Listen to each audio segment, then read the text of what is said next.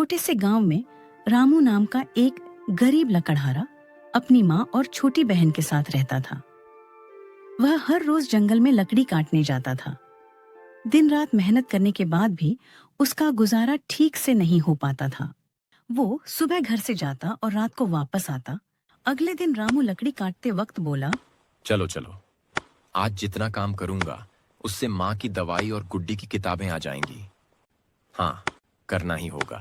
चलो थोड़ी देर आराम कर लूं, आज तो सच में बहुत थक गया हूँ। रामू काम करके थक जाता है और आराम करने के लिए पेड़ के पास जाकर लेट जाता है। रामू की आंख लग जाती है, लेकिन अचानक वह चौंक कर उठता है और फिर से अपने काम में लग जाता है। लकड़ी काटते काटते उसे रात हो जाती है और वह धीरे से बोलता है, आज तो समय का पता ही नहीं चला, कब दिन से रात हो गई। माँ और गुड्डी भी अकेली हैं घर में, बाकी काम कल कर लूंगा। चलो अब घर चलते हैं, लकड़ी कल ले जाऊंगा। रामू इतना बोलकर वहां से उसी रास्ते से घर चल देता है जिस रास्ते से आया था, और रास्ते में वह अपने आप से ही बातें करने लगता है।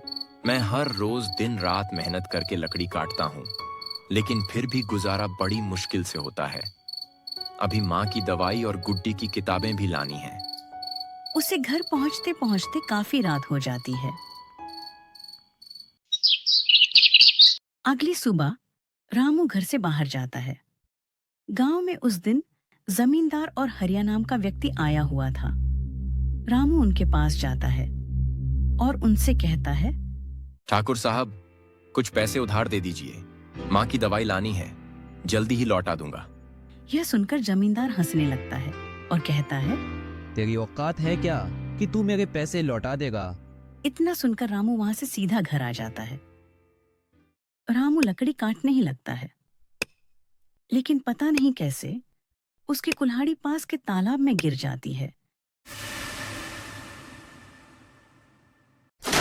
रामू वहीं पास में बैठ जाता है और कहता है, हे भगवान, ये क्या हो गया? अब मैं लकड़ी कैसे काटूंगा?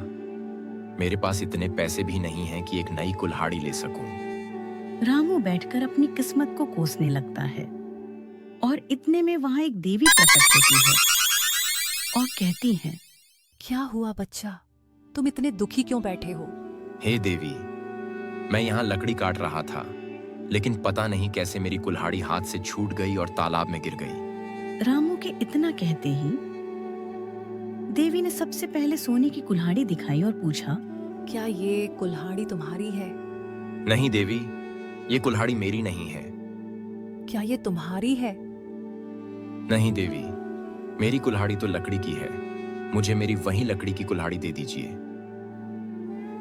फिर देवी ने लकड़ी की कुल्हाड़ी दिखाई और रामू तुरंत बोल पड़ा, देवी, ये लकड़ी की कुल्हाड़ी मेरी है, कृपया मुझे यही दे दीजिए।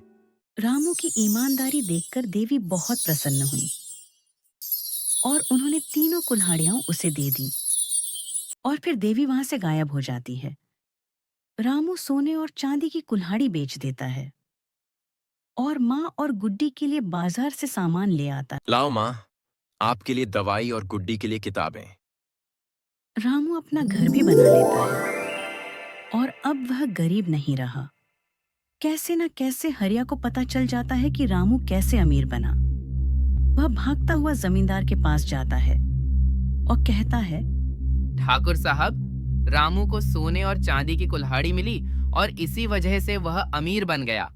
यह सुनकर जमींदार को बहुत गुस्सा आ गया और वह बोलने लगा, इस रामू को पंचायत में बुलाओ और वहाँ उस पर चोरी का झूठा केस लगा दो। अगले ही दिन पंचायत लगती है और वहाँ जमींदार बोलता है, इस रामू ने मेरे गोदाम से चावल और पैसे दोनों चुरा लिए हैं।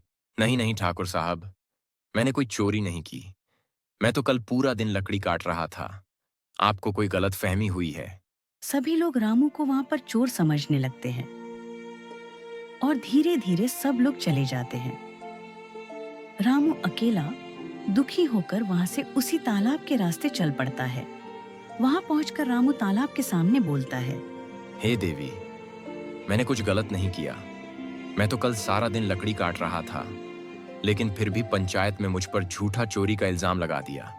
इतना सुनते ही देवी फिर प्रकट होती है। क्या हुआ बच्चा?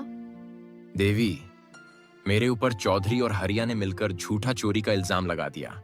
कोई बात नहीं बच्चा, कल सच सबके सामने आएगा, तुम फिक्र मत करो। इतना बोलते ही देवी वहां से गायब हो जाती है और रामू वहां से घर की ओर चल पड़ता है। अगली सुबह जमींदार और हरिया के झूठ का पता चल जाता है और वे दोनों गांव से भाग जाते हैं। रामू की ईमानदारी और मेहनत सबके सामने आ जाती है और गांव के लोग उसकी सराहना करने लगते हैं। इस कहानी से हमें यह सीख मिलती है कि अच्छाई का अंत हमेशा अच्छा होता है और बुराई का अंत हमेशा बुरा ही होता है। रुको रुको, यह कहानी यहाँ खत्म नहीं होती। गांव के बाहर जंगल में चौधरी और हरिया दोनों नया प्लान बनाते हैं। रामू, अब तुम्हें कौन बचाएगा?